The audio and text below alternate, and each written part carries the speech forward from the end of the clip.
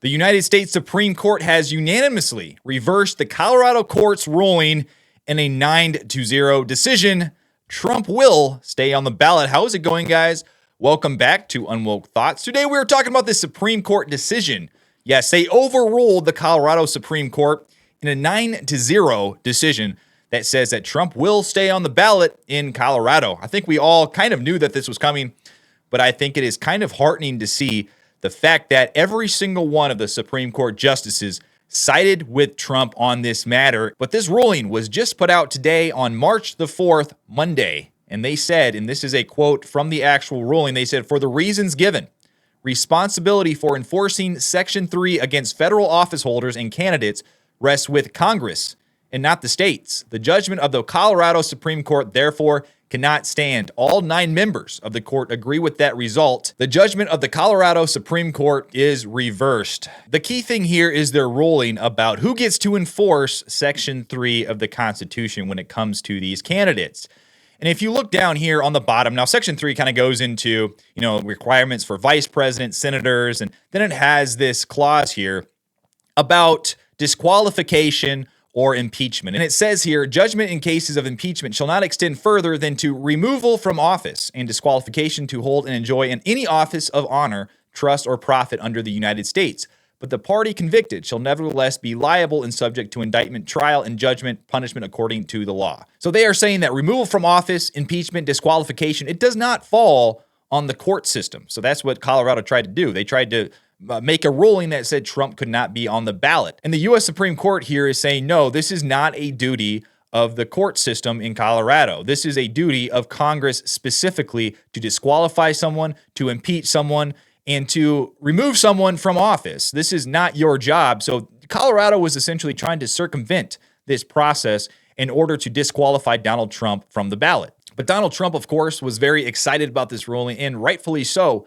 He's been literally attacked from all sides. It's been an uphill battle since he left office. And to finally start winning some of these court rulings, I bet is very cathartic. But this is what Donald Trump had to say about the 9-0 decision by the United States Supreme Court. Frankly, they work very quickly on something that will be spoken about 100 years from now and 200 years from now. Extremely important. Essentially, you cannot take somebody out of a race because an opponent would like to have it that way.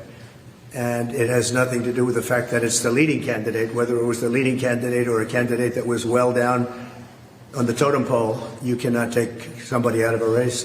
The voters can take the person out of the race very quickly, but a court shouldn't be doing that, and the Supreme Court saw that very well. And So Donald Trump is saying, listen, you can't just take someone out of the race just because you don't like them. We all know there are many, many people out there, primarily on the left, who do not like Donald Trump. But this is not their job to do. They can't just decree that someone can't be on the ballot. This is the people's decision, and this is our decision to make. If the people don't want Donald Trump, guess what? We don't have to vote for Donald Trump in November, but they want to circumvent this process, this age-old process in the United States, and just remove him from the ballot because they don't want him there. But case in point is CNN and many other news outlets that I'll play for you here in a second. And they are telling their viewers, they're getting their viewers all riled up about this idea that, the Supreme Court isn't necessarily wrong. This is how the founders intended it. But unfortunately, this is how it works. Unfortunately, as if the founders are wrong, as if there's something wrong with the Constitution, as if, the Supreme Court, they did what the Constitution says, but that's not right. So they're trying to gaslight everybody. They're trying to make this argument that the way that we do things in the United States is wrong, and it's unfortunate. You see what they're trying to do here? It's kind of creepy when you think about it, but watch this. Look, unfortunately for America, the court isn't necessarily wrong that this is the way the framers wanted it to be. They wanted Congress, the people who are closest to their constituents, to be able to make the rules of the laws. That doesn't change the fact that because of gerrymandering in the House and all kinds of other issues, they're not doing their job on a lot of these big issues. Yeah. I agree. It's very unlikely, close to impossible that Congress will take action. But this is now a fair question that Manu Raju, Melanie Zanona should be asking members of Congress. Mm-hmm. Are you willing to pass legislation that would give us rules for how this works? It could only be in the future, by the way. So she says, unfortunately, this is how America works. Wait, why is that unfortunate? Why is it unfortunate for those who are closest to their constituents to make monumental decisions like this? Why is that unfortunate? Why is she saying this? That is what I mean when I say that's pretty creepy. But MSNBC was also very triggered by the Supreme Court's decision. And they were so triggered, in fact, that when they went to play Trump's response, they cut away from him and started insulting him, saying that he was speaking in word salad. And guys, I don't know, just listen to this. Why didn't he come out with a prepared statement? Why this? Why going back to the battle days of Trump, where he just comes out with a word salad and whatever comes to mind and whatever allegation he can toss out?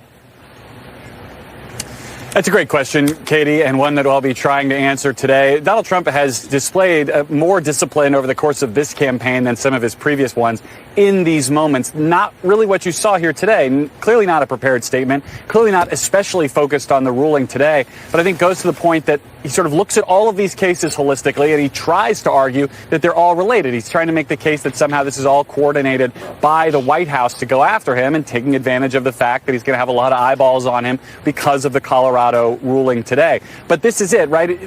I think you heard there one of the things that I think was most clear was related to the point that Ken made earlier. This idea that arguing that he shouldn't be prosecuted for things. He didn't mention any of the things related to January 6th. He was making a case that he shouldn't be prosecuted for going after ISIS or General Soleimani, the Iranian general who he killed when he was president. Those are not the things that he is being prosecuted for. So trying to project out a little bit of, protection for himself rhetorically as these cases advance, and trying to draw people into the idea that somehow all of these things are part of a massive conspiracy to stop him from being elected president. So they are criticizing Trump of looking at these lawsuits as a conspiracy, looking at them in a holistic way and saying that all these lawsuits are connected. And I think if you look at them, I think you can kind of come to that conclusion. If you look at the nature of these lawsuits, if you look at the Colorado Supreme Court trying to rule that he can't be on the ballot, Illinois did the same thing. I think there was another, was it Delaware, that did the same thing? And then you look at these lawsuits in Georgia, in New York.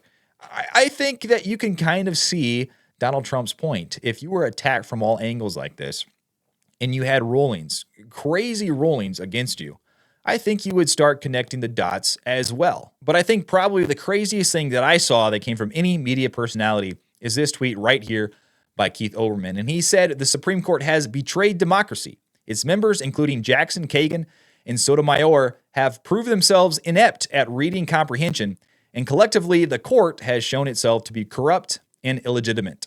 It must be dissolved. So Keith Olbermann is calling for the dissolving of the Supreme Court of the United States. But what do you guys think? What do you think about this ruling by the Supreme Court, this 9-0 ruling that said that Trump can remain on the Colorado state ballot? What do you think about that? What do you think about the fact that it was unanimous?